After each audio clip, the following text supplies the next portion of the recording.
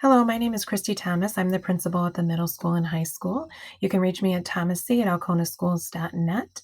And this is the update for the SEL programming that we will be doing at Alcona Middle and High School in the 2020-21 school year.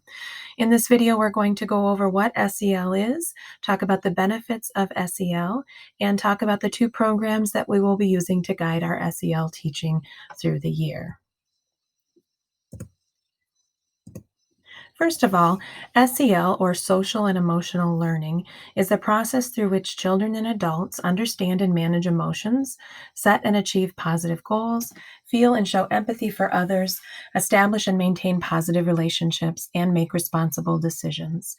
You can see in the graphic on the right that there are 5 core competencies to SEL that include self-awareness, self-management, responsible decision-making, relationship skills, and social awareness. If you'd like more information about SEL, you can go to KSEL, which is the Collaborative for Academic, Social, and Emotional Learning, and they are a warehouse for all things SEL. So why do we teach SEL? Teachers do this often in their class without even calling it SEL. We know that specific SEL instruction produces higher grades and test scores. It results in a significant decrease of conduct problems or behavior problems, emotional distress, and even drug use. We see an increase in positive feelings that the student has about their self and about school when SEL is taught. We'd like to take a look at the EduGuide program first, which is the program that 8th through 12th graders will be using. Some of your students may be familiar with this as we have used it in the past in middle school ELA classes. If you're interested in seeing exactly what it looks like, you can go to eduguide.org/demo/join, and you can sign up and see the first lesson just like students will see. So let's jump into that. Here are a couple of screenshots from that first lesson. This lesson is about finding success through failure. And in this lesson, students watch a short video about Derek Redmond, who competed in the 1992 Olympics. He was favored to win and to set a record racing, and he didn't. He failed. He pulled a hamstring and was unable to compete. He, though, went on and insisted on finishing the race. His father came out and helped him, and he limped across the finish line, even though he clearly was not going to place. So in this lesson, students learn, what do you do when you have a failure? We all run into failures, maybe not to this extreme, but it gets them to think about, how do you address that? How do you address those failures? And how can you make them turn into something that's successful? Another lesson is called Your Mind is Like a Muscle. In this lesson, students learn about how the brain works and how it builds new connections. They compare that to building a bridge or a path across a canyon. At first, it may be one little rope between the two edges of the canyon, not very sturdy, just like the first time you do something, not very you're not very good at it. But the more you do, the more you build that connection, the easier it becomes and the better you get at it. This is a student who responded to this and said the first time is the hardest. After that, it gets easier and easier, and eventually you can do it effortlessly.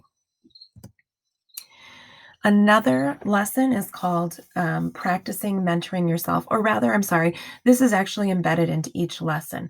Once students learn about what the lesson is about, then they get a chance to apply that and act like they're mentoring themselves as a younger child. So they call that person Quinn. And here's an example of them saying, what would you tell Quinn about neuroplasticity? And you can see this student said, they would tell Quinn or their younger self, doing something or feeling something different can make a new pathway. Using the new pathway over and over again makes it more likely to do and think these things.